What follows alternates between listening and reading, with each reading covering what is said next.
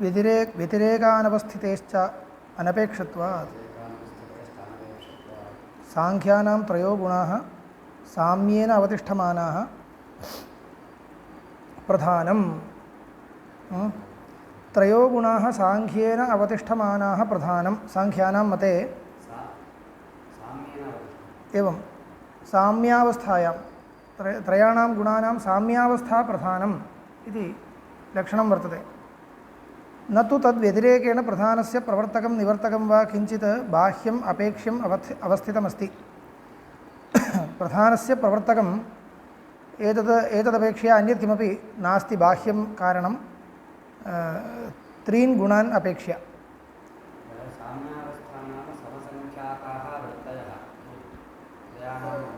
एवं समसंख्याकाः इति संख्यया परिगणनं सम्भवति वा इति न ज्ञायते, तथापि एकस्याः वृत्तिः अन्यस्याः वृत्तेः अभिभाविका न भवति। यदा परस्पर अभिभव रहिताः यदा तिष्ठन्ति तदा साम्यावस्था इति उच्यते। न तु तद्व्यतिरेकेण प्रधानस्य प्रवर्तकं निवर्तकं वा किञ्चित् बाह्यम् अपेक्ष्यम् अवस्थितमस्ति। पुरुषस्तु उदासीनः न प्रवर्तकः न निवर्तकः इत्यतः अनपेक्षं प्रधानम्। पुरुषस्तु उदासीनः, अतः तस्यापि प्रवर्तकत्वं नास्ति। तर्हि स्वयमेव तत् प्रवर्तते इत्येव वक्तव्यं, तैः उच्यते, तथैव उच्यते च। एवम् अनपेक्षत्वाच्च कदाचित् प्रधानं महदाद्याकारेण परिणमते कदाचित् न परिणमते इत्येतत् अयुक्तम्। एवं खलु? अन्य अनपेक्षं चेत् कादाचित्कत्वं कथम् उपपाद्यते? अन्य अनपेक्षस्य ईश्वरस्य तु सर्वज्ञत्वात् सर्वशक्तित्वात् महामायत्वाच्च प्रवृत्ति न विरुध्यते। ईश्वरस्य तु प्राणिकर्म सापेक्षत्वात् कदाचित् प्रवृत्तिः कदाचित् निवृत्तिः, सृष्ट्यर्थं प्रवृत्तिः प्रलयार्थं निवृत्तिः, प्रलयकाले निवृत्तिः, नाम प्रवृत्तिपरमः प्रवृत्तेः उपरमः इति सम्भवति इति। एतत्तु चेतनत्वकृतम् इति कर्मसापेक्षत्वम् अचेतनप्रधानस्यापि अस्तु इति न वक्तव्यं। यतोहि कर्मसापेक्षत्वं नाम किम्? अस्य इदं कर्म इति इत्येतत् विज्ञातृत्वम् अपेक्षते। जडस्य तु तन्न सम्भवति। अस्य इदं कर्म ईदृशम् अस्मिन् काले फलजनकम् इत्येवं विज्ञानं यदि वर्तते तर्हि तद्भवति। तत् सर्वज्ञस्य युज्यते, न तु जडस्य इति कृत्वा प्रवृत्तिरपि उपपादयितुं न शक्यते अचेतनप्रधानस्य इति। कादाचित्कप्रवृत्तिः उपपादयितुं न शक्यते। सूत्रं कथं योजितं? व्यतिरेकानवस्थितेश्च अनपेक्षत्वात्। व्यतिरेकानवस्थितेः व्यतिरेकेण अनवस्थितेः इति। प्रथमपङ्क्तौ पश्यन्तु भाष्ये, गुणाः साम्येन अवतिष्ठमानाः प्रधानं न तु तद्व्यतिरेकेण प्रधानस्य प्रवर्तकं निवर्तकं वा। व्यतिरेकस्य अनवस्थितेः, तर्हि व्यतिरेकेण इति न, व्यतिरेकस्य न तथा न, व्यतिरेकेण इत्येव खलु भाष्ये। तद्व्यतिरेकेण प्रधानस्य किमपि प्रवर्तकं निवर्तकं वा किमपि अवस्थितं नास्ति। व्यतिरेकेण कस्यापि अनवस्थितत्वात् त्रीन् गुणान् विहाय इत्येव व्यतिरेकेण इत्यस्य त्रीन् गुणत्रयव्यतिरेकेण प्रधानस्य प्रवर्तकं निवर्तकं वा किमपि नास्ति। अस्तु व्यतिरिच्य इति तदेव। अस्तु एते गुणा एव प्रवर्तका भवन्तु इत्युक्ते तेषां साम्यावस्था खलु वर्तते स्वभावतः। प्रच्युतिः किमर्थं, कुतः जाता प्रच्युतिः इत्यस्य उत्तरं नास्ति। पुरुषवशादिति वक्तुं न शक्यते, सोऽपि स्वभावतः असङ्गः वर्तते इत्येवं रीत्या सूत्रार्थः लब्धः। अन्यत्राभावाच्च न तृणादिवत्, अग्रे अन्यत्राभावाच्च न तृणादिवत् स्यादेतत् यथा तृणपल्लव उदकादि निमित्तान्तरनिरपेक्षं स्वभावादेव क्षीराद्याकारेण परिणमते एवं प्रधानमपि महदाद्याकारेण परिणम्स्यते इति। एवं वा? तृणं पल्लवम् उदकम् एतत् सर्वं धेन्वा भुक्तं स्वयमेव क्षीराकारेण परिणमते। धेन्वा यद्भुक्तं तृणादिकं तदेव खलु क्षीराकारेण परिणमते एवं प्रधानमपि महदाद्याकारेण परिणम्स्यते इति कथञ्च निमित्तान्तरनिरपेक्षं तृणादि गम्यते तृणादीति गम्यते तत्र तृणादिपदार्थाः क्षीराकारेण परिणममानाः निमित्तान्तरनिरपेक्षाः इति कथं गम्यते निमित्तान्तरानुपलम्भात् निमित्तान्तरं किमपि न उपलभ्यते तावदेव इति यदि हि किञ्चित् निमित्तमुपलभेमहि ततः यथा कामं तेन तृणाद्युपादाय क्षीरं सम्पादयेमहि यदि किञ्चित् तत्र क्षीरस्य क्षीराकारेण परिणामाय किं निमित्तम् इति वयम् अवगन्तुं शक्नुमश्चेत् तद् निमित्तम् अस्माभिरेव व्यवस्थाप्य क्षीरं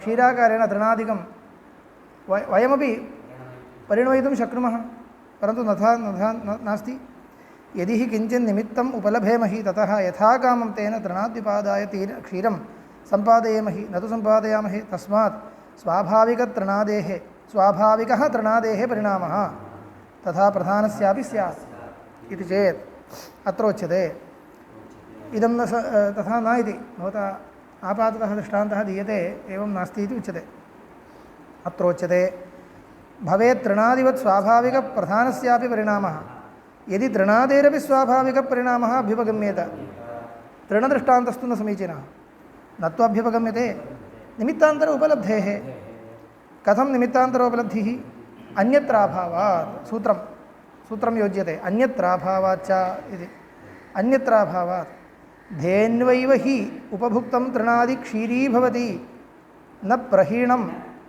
न उपभुक्तं वा अनडुदाद्युपभुक्तं वा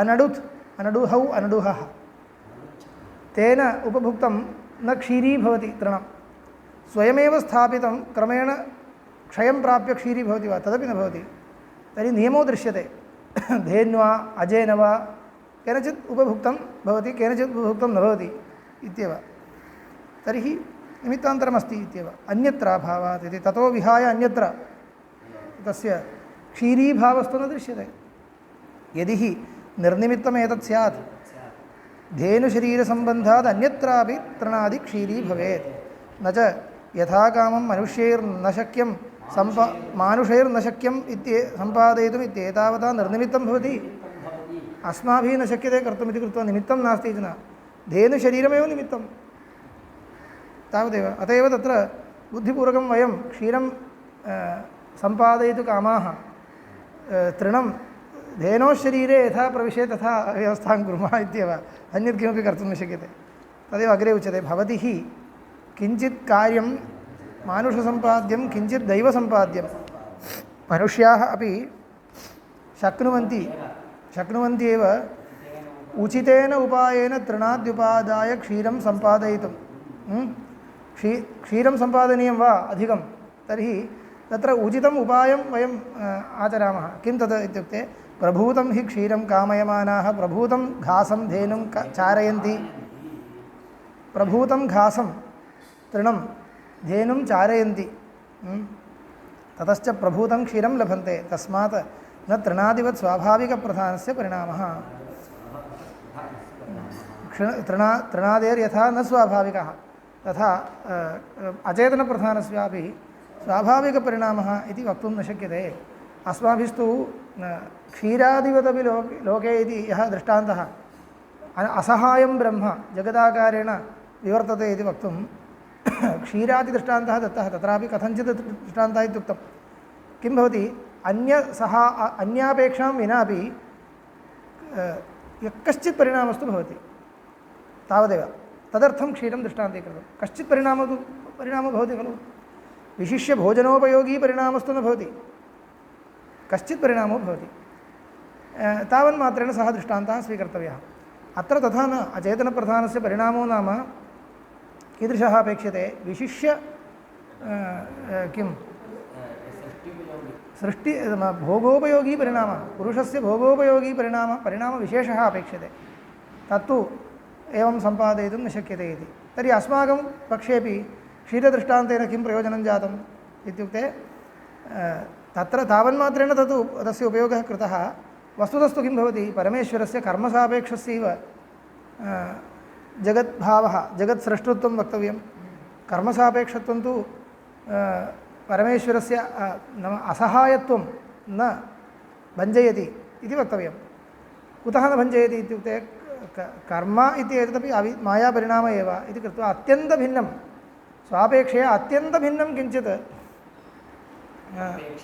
इति नास्ति इति एतदर्थं तत्र उदाहरणम् अत्यन्तभिन्नं नापेक्षते इत्येतदर्थम् उदाहरणं क्षीरदृष्टान्तः दत्तः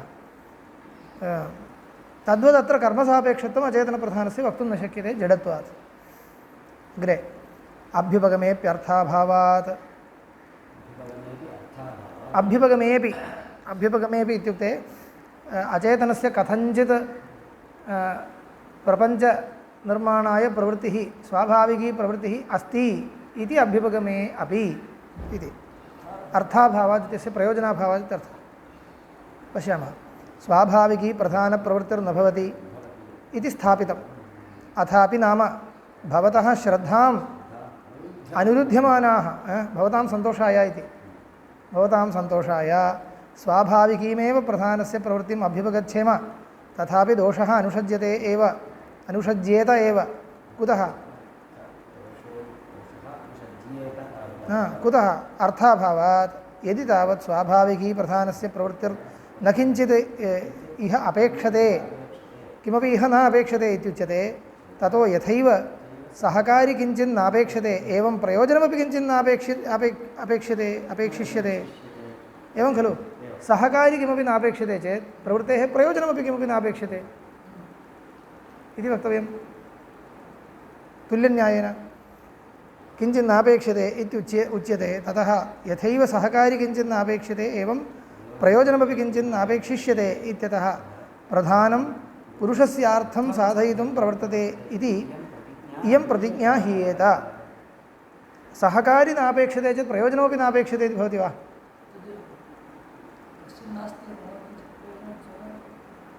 तुल्यन्यायः भवति वा सहकारी नापेक्षते इत्युक्ते प्रयोजनमपि नापेक्षते तथा न पश्यतु स्वप्रयोजनं नापेक्षते इति तु न आयाति सहकारिणं विनापि अहं स्वप्रयोजनाय किञ्चित् करिष्यामि परस्य कृते किमपि करिष्यामि इति तु स्वभावः अयम् इति तु न निरूपयितुं लोके दृष्टान्तो नास्ति स्वस्य कृते चेत् भवति इदं तु अचेतनप्रधानस्य स्वप्रयोजनं किमपि अस्ति वा नास्ति पुरुषस्य कृते इति वक्तव्यं कुतः अस्य अयं स्वभावः पुरुषस्य कृते अन्यनिरपेक्षं कार्यं करोति इति वक्तव्यं चेत् तस्य दृष्टान्तो नास्ति इत्येव तस्य कोऽपि दृष्टान्तो न वक्तुं शक्यते लोकदृष्ट्यनुसारेण एतादृशं कल्पनं कर्तुं न शक्यते श्रुतौ च नास्ति तर्हि कथं भवता अयं सिद्धान्तः आनीतः किमिति किमर्थं सहकार्यन्तरमपि अनपेक्ष्य किमर्थं तत् परार्थं प्रवर्तितव्यं तेन अयमेव स्वभावः इति कथं निरूपयितुं शक्यते तथा स्वभावः कुत्र दृश्यते कुत्रापि न दृश्यते अत एव एवम् उच्यते तेन तावदेव यदि हि पश्यन्तु अत्र स्पष्टीभवति एवं प्रयोजनमपि किञ्चित् नापेक्षिष्यते इत्यतः प्रधानं पुरुषस्य अर्थं साधयितुं प्रवर्तते इति इयं प्रतिज्ञा हीयेत स यदि ब्रूयात् सांख्यः यदि ब्रूयात् किं ब्रूयात् सहकार्येव केवलं नापेक्षते न प्रयोजनमपि समानन्यायो नास्ति किल इति न प्रयोजनमपि इति तथापि प्रधानप्रवृत्तेः प्रयोजनं विवेक्तव्यम् उच्यतां तर्हि किं प्रयोजनमिति उच्यतां विवेक्तव्यं न तु स्वस्य किमपि प्रयोजनं परस्य इत्येव वक्तव्यं तदपि विवेच्यतां भोगो वा स्याद् अपवर्गो वा उभयं वा इति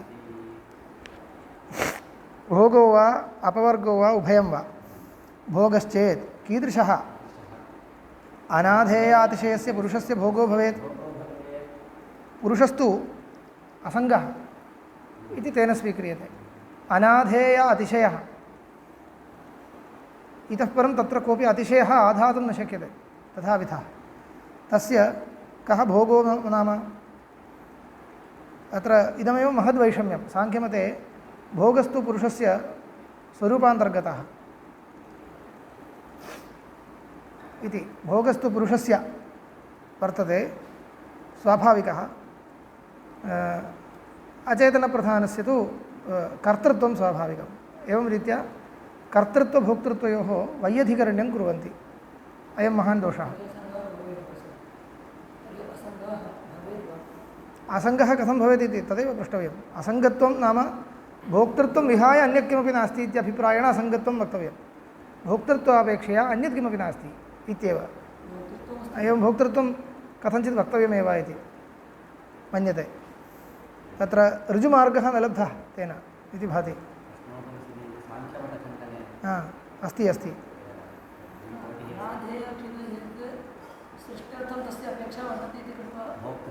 किमपि तत्र अन्येन तत्र अन्यसङ्गेन अचेतनप्रधानसङ्गेनापि वास्तविकं भोक्तृत्वं तस्य भवति इति न वक्तुं शक्यते तर्हि भोक्तृत्वमपि तस्य स्वभावः इत्येव आयातं किं भवता निरूप्यते इति तेनैव स्पष्टीकर्तव्यम् अचेतनप्रधानप्रवृत्तेः प्रयोजनं विवेक्तव्यं भोगो वा स्यात् अपवर्गो वा उभयं वा इति पुरुषस्य भोगः अपवर्गः उभयम् इति तेन किं वक्तव्यम् उभयम् इत्येव वक्तव्यं भोगः अपवर्गः उभयम् इति वक्तव्यम्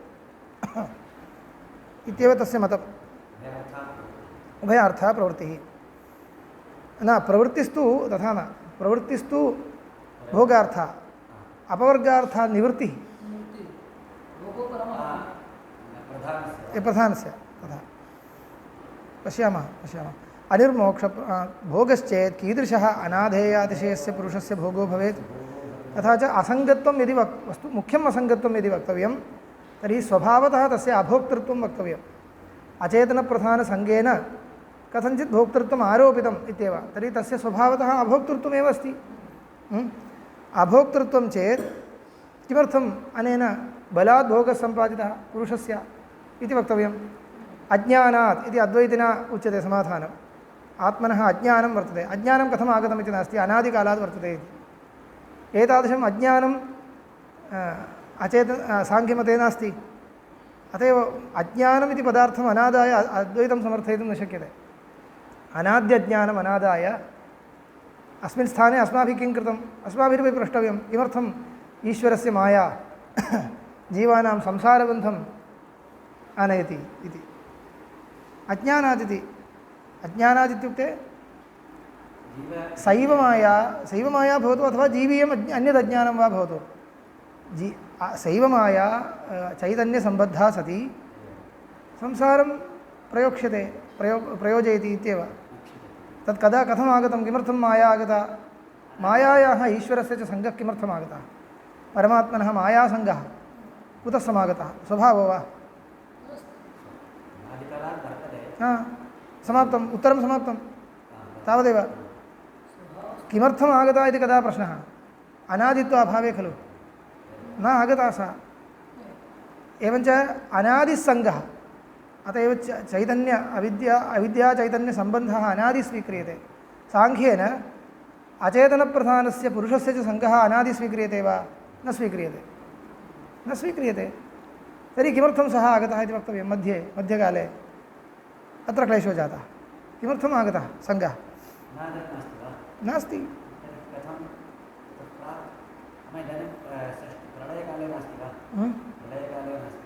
यः कश्चित् सङ्गो भवति तत् सृष्टिपयोगी नास्ति तदेव वक्तव्यं तेन सङ्गो भवत्येव खलु सङ्गो नास्ति इति कथं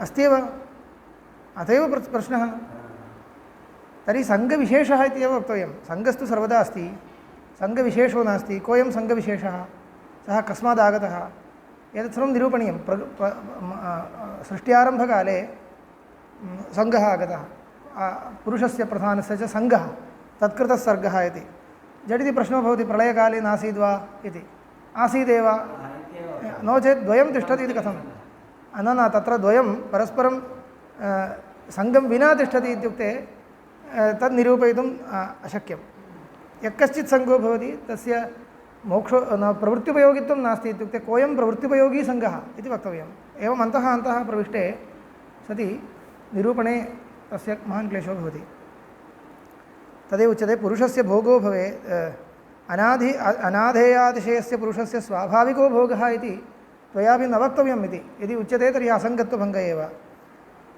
यदि स्वाभाविक एव भोगः अस्ति इति तदेव तस्य स्वमतं तथा उच्यते चेत् अनिर्मोक्षप्रसङ्गः। यदि भोगः पुरुषस्य स्वाभाविकः धर्मः तर्हि मोक्षो न भवेत् कदापि। तर्हि मोक्षो यदि भवेत् तर्हि स्वाभाविको न इति वक्तव्यं। यदि स्वाभाविको न तर्हि किमर्थं यस्य स्वाभाविकः यस्य तु पुरुषस्य सङ्ग एव नास्ति स्वभावतः तस्य समीपे गत्वा इयम् अचेतनप्रकृतिः किमर्थं सङ्गम् अजनयत्? किं कार्यमासीत्?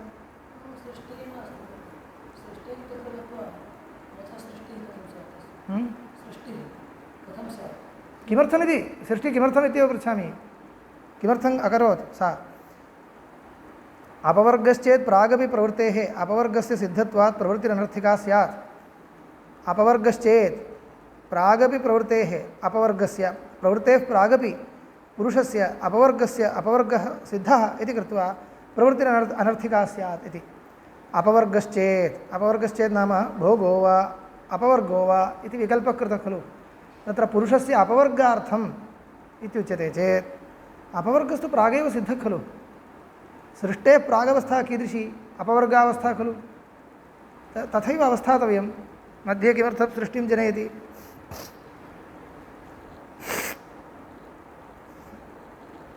तदेव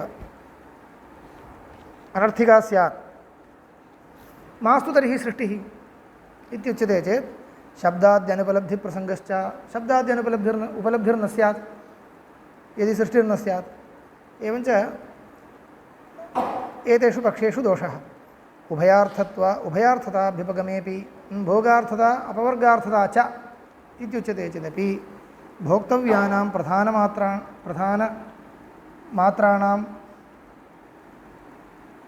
आनन्त्याद् अनिर्मोक्षप्रसङ्ग एव।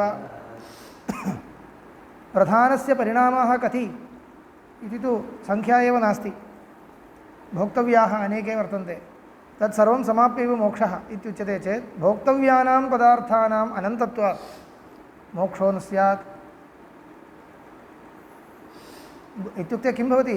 भुक्त्वा परिसमाप्यैव मोक्षः इत्युच्यते चेत् कदापि मोक्षो भवति वा? न जातु कामः कामानाम् उपभोगेन शाम्यति इति। भुक्त्वा भुक्त्वा भुक्त्वा शाम्यति, भोग्यप्रपञ्चः शाम्यति इति न केनापि न मन्तव्यम्। एवं खलु। तस्मात् अनिर्मोक्षप्रसङ्ग एव। अतः एतत् सर्वम् अयुक्तं। न च औत्सुक्यनिवृत्त्यर्था प्रवृत्तिः इति एका कोटिः। औत्सुक्यनिवृत्त्यर्थः ज्ञायते वा? औत्सुक्यं नाम कौतुकं, किमपि प्रयोजनम् इति न विशिष्य एवं कौतुकेन प्रवर्तते। अस्माकमपि कदाचित् काश्चन प्रवृत्तयः किमर्थाः इति पृष्टे विशिष्य प्रयोजनानुसन्धानं न भवति, एवं कौतुकेन क्रियते इति भवति किल। तद्वदस्तु एवमपि लोके प्रवृत्तिरुपलभ्यते तद्वदस्तु इति चेत् न च औत्सुक्यनिवृत्त्यर्थः प्रवृत्तिः न हि प्रधानस्य अचेतनस्य औत्सुक्यं सम्भवति इति। तदुपरि प्रधानस्य किम् अचेतनस्य किं नाम औत्सुक्यम् इत्युक्ते स्वस्य औत्सुक्यम् इति वक्तव्यं, परस्य औत्सुक्यमिति न। परस्य पुरुषस्य औत्सुक्यं नाम किम् इत्यादिकं पुनः प्रश्नः भवति। अचेतनप्रधानस्य तद्भवति वा इत्युक्ते तस्यापि अचेतनत्वात् न भवति। न च पुरुषस्य निर्मलस्य निष्कलस्य औत्सुक्यं पुरुषस्यापि न भवति। तस्मात् प्रवृत्तेः प्रयोजनं निरूपयितुं न शक्यते इति। इतः परं दृक्शक्तिसर्गशक्तिवैयर्थ्यभयात् चेत् प्रवृत्तिः। सर्गशक्तिवैयर्थ्यभयात् प्रवृत्तिः इति कल्पयेम इति। अचेतनप्रधानस्य सर्गशक्तिरस्ति, पुरुषस्य दृक्शक्तिरस्ति। पुरुषस्य दर्शनार्थं कैवल्यार्थं तथा प्रधानस्य तत्र कैवल्यार्थम् इत्युक्तं तत्र अन्या योजना साङ्ख्यकारिकायां पङ्गन्धवदुभयोरपि संयोगस्तत्कृतः सर्गः इत्यस्ति कारिकायां। तत्र यथाश्रुतार्थो नास्ति। तस्याः कारिकायाः तत्त्वकौमुद्यां दृश्यते चेत् ज्ञायते। दृक्शक्तिः पुरुषस्य, सर्गशक्तिः अचेतनप्रधानस्य एवं वर्तते। तर्हि पुरुषस्य इयं दृक्शक्तिः व्यर्था स्यात् यदि अचेतनप्रधानं किञ्चित् दृश्याकारेण न परिणमेत विषयप्रकाशनशक्तिः पुरुषस्य अस्ति किल सा निष्फला स्यात् यदि दृश्यं किमपि न स्यात् एवं खलु इति कृत्वा अचेतनप्रधानेन दृश्याकारेण परिणमितव्यम् इति एवम् अचेतनप्रधानस्य सर्गशक्तिरपि व्यर्था स्यात् यदि सा न परिणमेत अतः एवञ्च शक्तेः कश्चन उपयोगो भवतु इत्येतदर्थं वैयर्थ्यपरिहाराय अचेतनप्रधानम् अवश्यं इत्युक्ते मम शक्तेः वैयर्थ्यं मा भूत् इति कृत्वा परिणमते इति न एवं न वक्तुं शक्यते यतः जडत्वात् परन्तु वयं कल्पयामः तस्याः सा शक्तिः पुरुषस्य च इयं शक्तिः एतद्वयं व्यर्था न भवति इति कृत्वा पदार्थ अवैयर्थ्याय अवश्यं कोऽपि पदार्थः व्यर्थो भवति इति कल्पयितुं न शक्यते कस्यचित् पदार्थस्य यतः किञ्चित् निरूपितं कारणत्वं नियमेन वक्तव्यं पारिमाण्डल्यभिन्नानां कारणत्वम् उदाहृतम् इत्युक्तं पारिमाण्डल्यभिन्नानाम् इति तेषां तत्र कश्चन तत्र साङ्केतिकक्लेशः इति कृत्वा पारिमाण्डल्यभिन्नानाम् इत्युक्तं वस्तुगत्या स्वभावतः इयं व्याप्तिरस्ति सर्वेषां पदार्थानां किञ्चित् कार्यजनकत्वं वक्तव्यम् इति वक्तव्यमेव असतिपाठके अवश्यं वक्तव्यं तर्हि तत् कार्याकारेण परिणममानत्वम् अथवा तत् कार्यजनकत्वम् अवश्यं वक्तव्यम् इति कृत्वा अचेतनप्रधानस्य दृश्याकारेण प्रपञ्चाकारेण परिणममानत्वं कल्पयिष्यामः इति चेत् तर्हि दृक्शक्त्यनुच्छेदवत् सर्गशक्त्यनुच्छेदात् संसारानुच्छेदात् अनिर्मोक्षप्रसङ्ग एव सम्यक् खण्डितं पश्यतु पुरुषस्य दृक्शक्तिः स्वाभाविकी खलु सा नश्यति वा कदापि न नश्यति तद्वत् अचेतनप्रधानस्य सर्गशक्तिरपि स्वाभाविकी इति भवता स्वीकर्तव्यं तर्हि सापि न नश्यति इति स्वीकर्तव्यं तर्हि सृष्टिः कदा उपरमेत स्वाभाविकी सर्गशक्तिश्चेत् यदि अस्वाभाविकी तर्हि कस्मादागता इति प्रश्नः यदि स्वाभाविकी तर्हि तस्याः उपरमे किं निमित्तं किमपि निमित्तं नास्ति स्वाभाविक्याः सर्गशक्तेः उपरमे निमित्ताभावे सर्वदा सर्गशक्तेः स्थितत्वात् सर्वदा प्रवर्तेत पुरुषस्य कर्माणि क्षीणानि इति वा कथं क्षीणानि केन क्षीणानि कर्मक्षयस्य उपायो न वक्तुं शक्यते विरक्तत्वमात्रेण पुरुषस्य विरक्तत्वमात्रेण अचेतनप्रधानं निवर्तते इति वदन्ति तथैव वदन्ति पुरुषः यदा विरक्तो भवति अत्यन्तविरक्तः पुरुषस्य वैराग्यं दृष्ट्वा परं वैराग्यं दृष्ट्वा निवर्तते इति वर्तते योगसूत्रेपि अस्ति अत्रापि अस्ति कारिकायामपि अस्ति परं वैराग्यं दृष्ट्वा निवर्तते इति सर्वं श्रोतुं सम्यक् इति भाति परन्तु सर्वं जडस्य न शक्यते भोः अन्यस्य मम अपेक्षा अस्ति वा न वा इति ज्ञात्वा निवर्तते इति सर्वं जडस्य पदार्थस्य कथं कल्प्यते चेतनस्य स्वभावः सर्वोपि जडस्य कल्प्यते चेत् चेतनमित्येव उच्यतां तर्हि जडं जडमित्युक्त्वा चेतनवत् तस्य निरूपणं कुर्वन्ति भवन्तः अयमेव दोषः साङ्ख्यानां जडमित्युच्य वदन्ति चेतनवत् स्वभावं निरूपयन्ति तस्मात् प्रधानस्य पुरुषार्थः प्रवृत्तिः इत्येतदयुक्तं पुरुषाश्मवदिति चेत् तथापि पुनः प्रश्नः स्यादेतत् यथा कश्चित् पुरुषः दृक्शक्तिसम्पन्नः प्रवृत्तिशक्तिविहीनः पङ्गुः अपरं पुरुषं प्रवृत्तिशक्तिसम्पन्नं दृक्शक्तिविहीनम् अन्धम् अधिष्ठाय प्रवर्तयति पङ्गुन्धन्यायः दृक्शक्तिविहीनपुरुषः अपरं पङ्गुं प्रवर्तयति पङ्गोः गमनशक्तिर्नास्ति अङ्गविहीनः गमनशक्तिर्नास्ति दृक्शक्तिस्तु अस्ति पुरतः किमस्ति इति द्रष्टुं शक्नोति पुरुषस्य तु कस्यचित् अपरस्य पुरुषस्य दृक्शक्तिर्नास्ति गमनशक्तिर्वर्तते तर्हि गमनशक्तिमतः पुरुषस्य स्कन्धे गमनशक्तिमतः पुरुषस्य अन्धस्य स्कन्धे विकलाङ्गेन उपवेष्टव्यं जातम् अन्धस्य स्कन्धे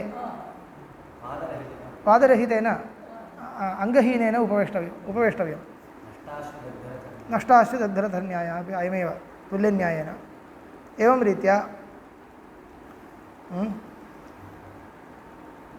इदानीं कः कं प्रवर्तयति इत्युक्ते दृक्शक्तिमान् प्रवर्तनशक्तिमन्तं प्रवर्तयति दृक्शक्तिमान् पुरुषः अङ्गहीनः स्कन्धे उपारूढः सः दृक्शक्तिमान् प्रधानं प्रवर्तयति इति वक्तव्यम् अयमेव पुरुषदृष्टान्तः पुरुषाश्मवद् इति चेत् तत्र पुरुषदृष्टान्तः उक्तः इतः परम् अश्मदृष्टान्तः यथा वा अयस्कान्तः अश्मा स्वयं अप्रवर्तमानोप्यन्य अयः प्रवर्तयति स्वयं अप्रवर्तमानः अयः आकृष्य प्रवर्तयति एवं पुरुषः प्रधानं प्रवर्तयिष्यति इति दृष्टान्तप्रत्ययेन पुनः प्रत्यवस्थानम् एवं दृष्टान्तो वर्तते किल लोके इति चेत् अत्र उच्यते तथापि नैव दोषान् निर्मोक्षः अस्ति अभ्युपेतहानं तावत् दोषः आपतति तत्र इदानीं पश्यन्तु अयस्कान्तदृष्टान्तः अचेतनस्यैव दृष्टान्तः स्वयम् अचेतनोपि अन्यं प्रवर्तयति खलु तर्हि चेतनस्यैव दृष्टान्तः वर्तते लोके न अचेतनोपि अन्यं प्रवर्तयति इति जातम् इमं दृष्टान्तमादाय योजयामः इत्युक्ते अत्र किं भवति पश्यतु अयस्कान्तस्तु कथं स्वयम् अज्ञात्वापि तस्य ज्ञानं नास्ति तथापि अयः प्रवर्तयति इत्युक्तं तद्वद् इति योजनं सम्यक् भवति वा न भवति यतोहि अयस्कान्तस्य स्वभावः सः इति कृत्वा सः प्रवर्तयति इत्येव खलु तर्हि तद्वद् अचेतनस्यापि स्वभावः इति आयातम् अचेतनस्य स्वभावश्चेत् सर्वदा प्रवर्तयत्येव अयस्कान्तस्तु सर्वदा आकर्षणं करोति किल अयसः इच्छा अस्ति वा न वा इति पश्यति वा समीपे स्थितस्य अयसः इच्छा अस्ति वा न वा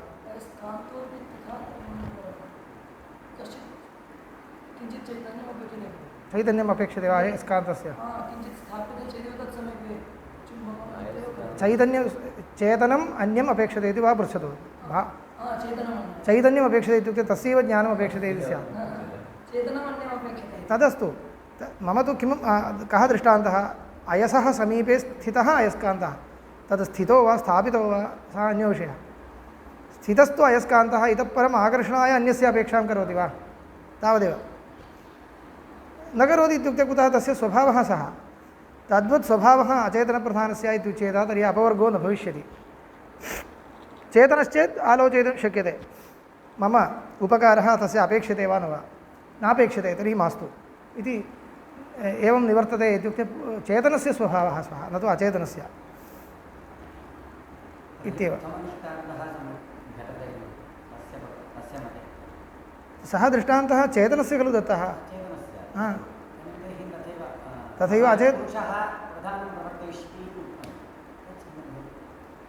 पुरुषः प्रधानं प्रवर्तयिष्यति तदैव इदानीम् अन्यनिरपेक्षा न इत्येव पुरुषसापेक्षा एव प्रवृत्तिः पुरुषस्य भोगार्थं पुरुषः अचेतनप्रधानं प्रवर्तयति एवञ्च पूर्वोक्तं त्यक्तम् एवं खलु स्वभावतः प्रवर्तते इति तु त्यक्तं पुरुषस्य प्रेरणया प्रवर्तते इत्यायातम् अचेतनप्रधानं पुरुषस्य प्रेरणया इत्यागतं पुरुषस्य प्रेरणया इत्यत्र कथं लोकदृष्टान्तः उक्तः कश्चन पङ्गुन्धन्यायः उक्तः सोऽपि विचार्यमाणे सम्यक् न भवति यतोहि कः अत्र पुरुषः भवता स्वीकृतः परमेश्वरो वा जीवो वा जीवः सः स्वकीयं कर्मफलं जानाति वा मया ईदृश भोग्यपदार्थसम्बन्धेन मया भवितव्यम् इति जानाति वा कर्म अदृष्टवान् भवति तावदेव सः न जानाति स्वकीयं भोग्यं किम् इति कीदृशं पुण्यं वर्तते कीदृशं पापं वर्तते सः न जानाति तर्हि स्वस्य कृते सः अचेतनप्रधानं प्रवर्तयति तत्र दृष्टान्तः न सङ्गच्छते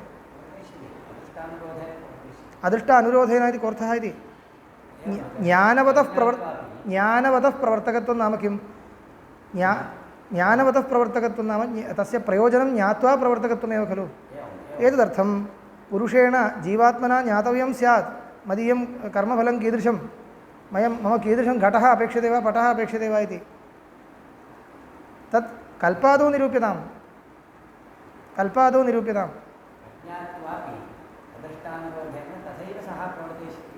न शक्यते। तर्हि कस्य सामर्थ्यं तत्?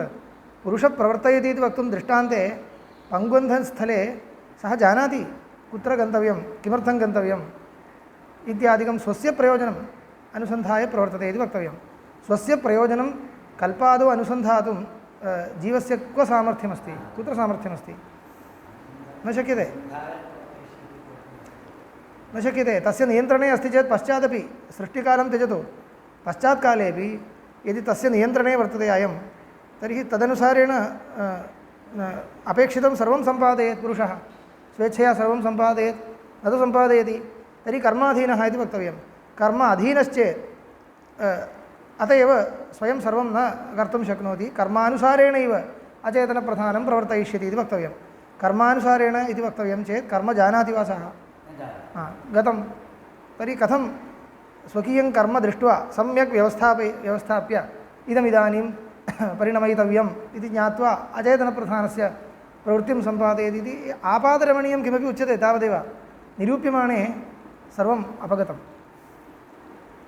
नियन्तुः परमेश्वरस्य कल्पनं विना यः कोऽपि जगद्व्यवस्थां करोति तद् न साङ्ख्यस्य कृते एव उच्यते इति न, नास्तिकस्य कृतेपि वक्तव्यं कथं प्रवृत्तिः इति। अदृष्टं किं चेतनं वा? नास्ति वा? अचेतनं तत् कथं प्रवर्तयति? स्वात्मानमेव स्वयमेव एवं प्रवर्तयति इति कथं? तस्य स्वभावः इति वक्तव्यं चेत् पापं वर्तते, पापात्मकम् अदृष्टं, तस्य स्वभावः अयं यत् अनिष्टपदार्थसंयोजनं, येन तत् पापं भोक्तव्यं तस्य अनिष्टं सम्पादयिष्यति इति तु पापस्य स्वभावः। एवं पुण्यस्य स्वभावः यत् तस्मै इष्टं प्रयच्छति इत्येवं यदि कल्प्यते तर्हि अस्य समाधानं तत्र केनोपनिषद्भाष्यान्ते उक्तं। स्वभावेन प्रवर्तकत्वं जडस्य यदा उच्यते तदा विलम्बो न भविष्यति। स्वभावेन प्रवर्तकत्वम् उत्तरत्र अव्यवहितोत्तरत्र कार्यजनकत्वं यत्र अस्ति तत्रैव इदं वक्तुं शक्यते इति। अव्यवहितोत्तरक्षणे कार्यजनकत्वं यत्र अस्ति, वह्नेरौष्ण्यं स्वभावः भोः, तत् सम्बन्धमात्रेण दहनं करिष्यत्येव, विलम्बं न करोति। किञ्चित् विलम्बं कृत्वा स्वस्य अवसरं दृष्ट्वा प्रतिबन्धः किं करिष्यति? चन्द्रकान्तमणि प्रतिबध्नाति, तत् मयापि तावदेव उक्तम्। असति प्रतिबन्धके स्वयमेव कार्यं जनयिष्यति इति वक्तव्यम्। अत्र तु किं प्रतिबन्धकं? कस्यचित् पुण्यस्य कर्मणः फलजनने किं प्रतिबन्धकं? तर्हि पापं पुण्यस्य प्रतिबन्धकं वा पुण्यं पापस्य प्रतिबन्धकं वा इति वक्तव्यं। तत्र प्राबल्यदौर्बल्यभावः कथं निर्णीयते? प्रबलं दुर्बलस्य प्रतिबन्धकमिति वक्तव्यं खलु। सर्वं स्वभावतः निरूपणीयमिति स्यात्। सर्वं स्वभावतः इति वक्तव्यं। तत्रैव उच्यते यत्किञ्चित् कार्यविषये लोके इदमेव तत्र उक्तमस्ति। तत्र पुनः पश्यतु केनोपनिषद्भाष्ये, महदिदं विचित्रं जगत्, इदं सामान्यं न, अनेकविधानां पापपुण्यादिकर्मणां मिश्रीभूय स्थितानां कस्यचित् कदाचित् कुत्रचित् प्रवृत्तिः इत्येतत् वक्तव्यमस्ति। यत्किञ्चित् अयस्कान्तं किं भवति, वह्नेस्तु दाहकत्वमस्ति, चन्द्रकान्तं मणि स्थाप्यते न दहति इतिवत् सुलभं न इदम्। एतत् तथा सुलभं न, प्रतिबन्धवशात् भवति। प्रतिबन्धं कः जानाति? प्रतिबन्धकं कदा निवर्तते? सर्वं जडमेव स्वयं करोति, एवं खलु। जडं न इत्येव आगतं। तर्हि चेतननियन्त्रणं विना एतादृशं गुरुभूतं बाध्यबाधकभावापन्नं कार्यं, बाध्यबाधकभावापन्ना सामग्री परस्परम् इतस्ततः कर्मद्वयं न, अनादि संसारे आर्जितानि सर्वाणि पुण्यपापानि तत्र तिष्ठन्ति वर्तन्ते, तिष्ठन्ति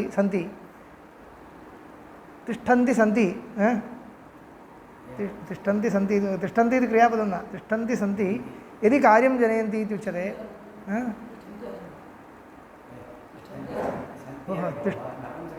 तिष्ठति तिष्ठन्ति कार्यं जनयन्ति इति वक्तव्यं चेत् तेषां बाध्यबाधकभावेन स्थितानां सूक्ष्माणां नियामकान्तरं विना न शक्यते इति लोके तथैव दृश्यते। यथा परस्परं शत्रवः एकस्मिन् स्थले कार्यं कुर्वन्ति, ते कार्यं कुर्वन्ति चेत् तत्र अवश्यं कश्चित् नियामको वर्तते इत्येव, अन्यथा तेषां बाध्यबाधकभावः एव। स्वयं नियामकान्तरं विना पुरुषाणामपि चेतनानामपि परस्परविरुद्धानां नियतकार्यजनकत्वं नैव दृष्टं लोके। तर्हि अचेतनानां स्वभावतः स्वकार्यजनकानां नियता प्रवृत्तिः एतत् नैव उपपादयितुं शक्यते, प्रवृत्तिरेव उपपादयितुं न शक्यते। एतावत् दूरम् आगन्तव्यमित्यपि नास्ति। पश्यामः। ईश्वर अनङ्गीकारे विद्यमानः दोषः एव मया उच्यते।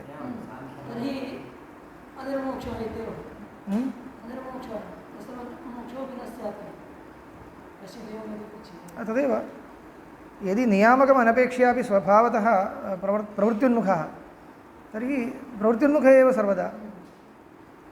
अत्रोच्यते तथापि नैव दोषान् निर्मोक्षोऽस्ति अभ्युपेतहानं तावद् दोषः आपतति प्रधानस्य स्वतन्त्रस्य प्रवृत्त्यभ्युपगमात् पुरुषस्य च प्रवर्तकत्वानभ्युपगमात्। अभ्युपेतहानं तावद् दोषः, अभ्युपेतं यत् त्वया अभ्युपेतं तद् हीयते आपतति प्रधानस्य स्वतन्त्रस्य प्रवृत्त्यभ्युपगमात् पुरुषस्य च प्रवर्तकत्वानभ्युपगमात्। पुरुषस्य प्रवर्तकत्वं स्वीकृतं वा त्वया? दृष्टान्तस्तु विषमः, दृष्टान्ते पुरुषप्रवर्तकः। तद्वत् साङ्ख्येन उच्यमानः यः पुरुषः जीवात्मा खलु, तस्य प्रवर्तकत्वं त्वया स्वीकृतं वा? स्वीकर्तुं शक्यते वा? न शक्यते। कुतः न शक्यते इत्युक्ते तस्य असङ्गत्वहानं भवति इत्येतावन्मात्रं न, सर्वज्ञत्वाभावात्। तज्ञत्वं नास्ति, सर्वज्ञत्वं मास्तु, स्वकीयकर्मज्ञत्वं वा अपेक्षते खलु स्वस्य कृते अचेतनप्रधानं प्रवर्तयितुं, तन्नास्ति। तस्मात् दृष्टान्तो विषमः। पुरुषस्य च प्रवर्तकत्वानभ्युपगमात् कथञ्च उदासीनपुरुषः प्रधानं प्रवर्तयेत्। उदासीनः खलु सः कथं प्रधानं प्रवर्तयेत् इति प्रथमतः वक्तव्यम्। पंगुरपि ह्यन्धं पुरुषं वागादिभिः प्रवर्तयति।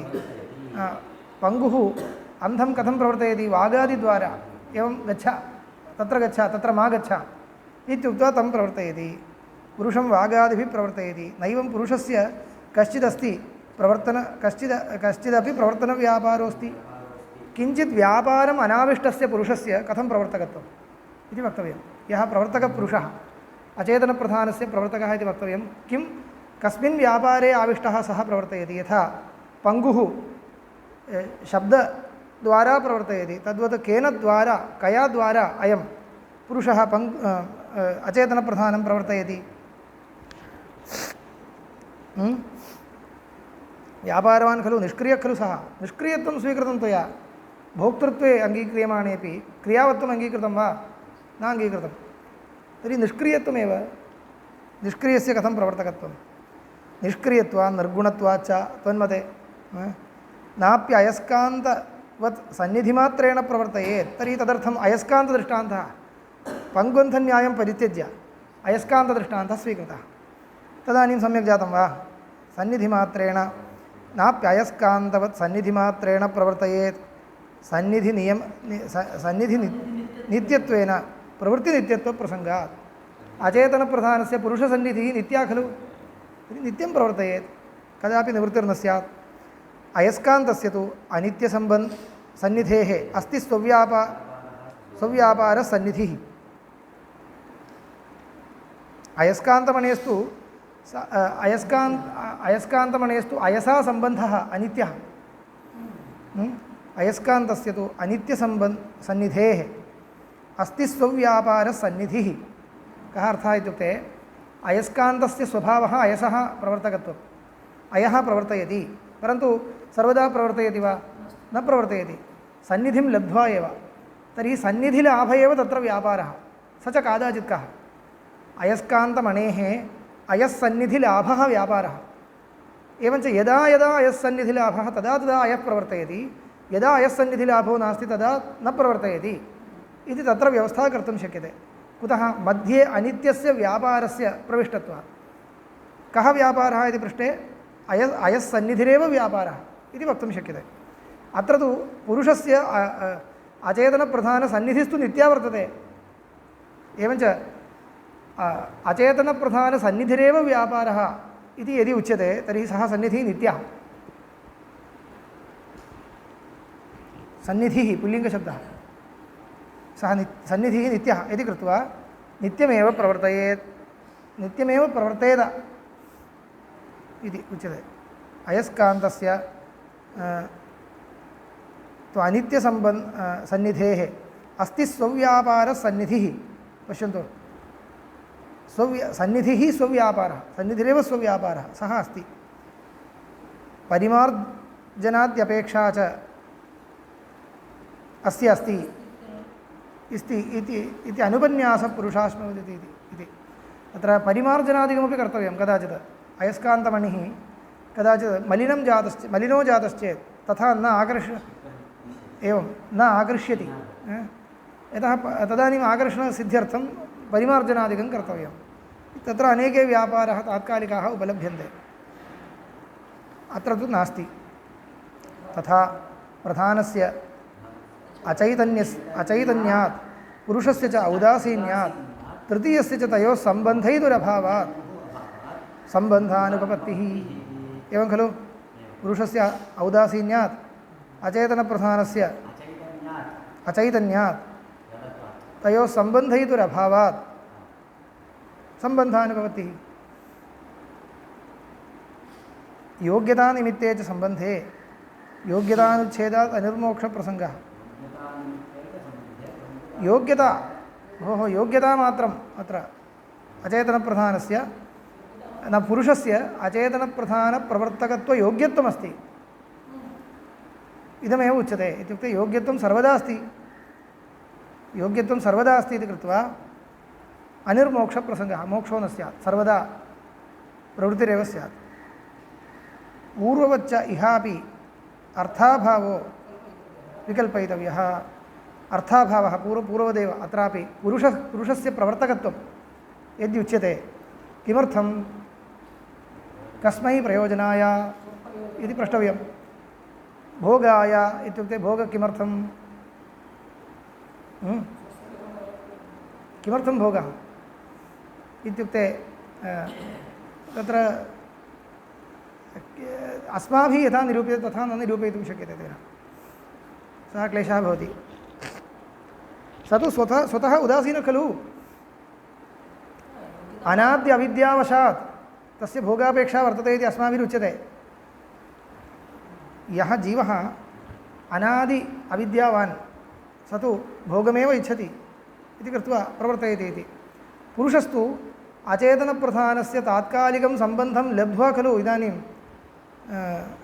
भोगी जातः। सः किमर्थं तेन आनीतः, सा भोगवासना कस्मात् उत्पन्ना, निर्गुणस्य इति। अयं प्रश्नस्तु अद्वैतनाम् उपरि अस्ति, अस्माभिर्यथा समाधानं दीयते तद्वद् वक्तुं न शक्यते। अचेतनप्रधानस्य तात्कालिकं सम्बन्धम् अपेक्ष्य सः भोगी भवति इति यः निरूपयति स्वकीयं शास्त्रं, तस्य तु क्लेश एव। अनादिसम्बन्धः इत्युच्यते चेत् भवति। तर्हि पङ्गुन्धयोरपि संयोगस्तत्कृतसर्गः इत्यस्य कोऽर्थः? पश्यामः सः निरूपयिष्यति वा इति। एतावता अधिकरणं न समाप्तं, बहु अस्ति। साङ्ख्योऽपि न त्यजति झटिति।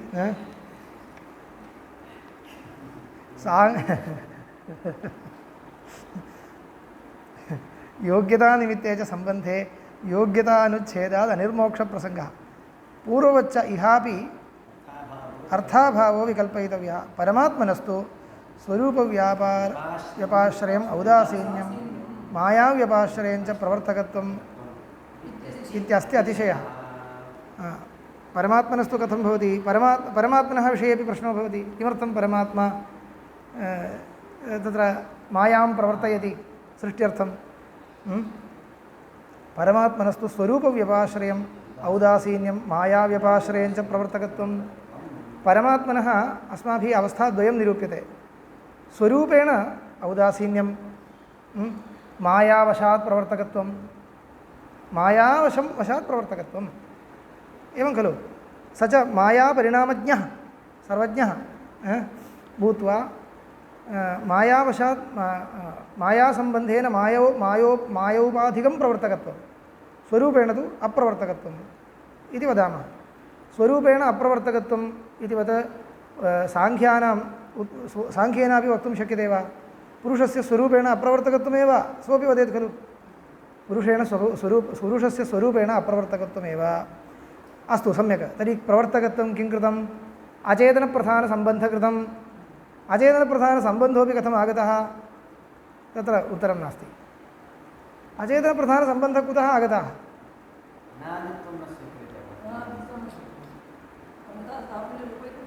तर्हि तत्कृतः सर्गः इत्यस्य कोऽर्थः? पङ्गुबन्धवद् उभयोरपि संयोगः तत्कृतः सर्गः।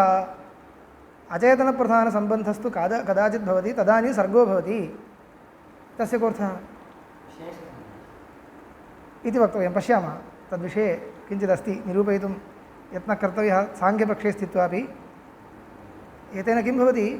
साङ्ख्यमतमपि एवं रीत्या साङ्ख्यग्रन्थे क्वापि न निरूपितम्, अवगन्तव्यं। भगवत्पादैरेव कृपया निरूप्य दत्तमस्ति। साङ्ख्यग्रन्थे कुत्र वर्तते? साङ्ख्यकारिकां पश्यतु। तस्य भगवत्पादात् प्राचीनं व्याख्यानं पश्यतु, इदानीन्तनव्याख्यानेषु दृश्यते। इदं दृष्ट्वा लिखितं। तावत्पर्यन्तं साङ्ख्यमतस्य तथा निरूपणं कुत्रापि तत्र प्राचीनग्रन्थे नास्त्येव। गौडपादभाष्यम् इति किञ्चित् दृश्यते साङ्ख्यकारिकायाः। तद् अस्माकं गौडपादाचार्यैः कृता वा इत्यपि न ज्ञायते, किञ्चित् अस्ति तत्र, स्वल्पं वर्तते तावदेव, एवं रूपेण नास्ति। नाम प्रश्नप्रतिवचनरूपेण उपरि प्रश्नं कृत्वा तदीयमतं निरूपयितुं यत्नो न कृतः। इदं सर्वम् आच्छाद्यैव तत्र किञ्चित् अर्थो निरूपितः तावदेव। इदं सर्वम् उद्घाट्य प्रतिवचनं कर्तव्यं खलु। यथा कथञ्चित् प्रतिवचनं कर्तुं यत्नः कर्तव्यः साङ्ख्यमते स्थित्वा, तद् नासीत्। अस्तु, तत्र समापयामि।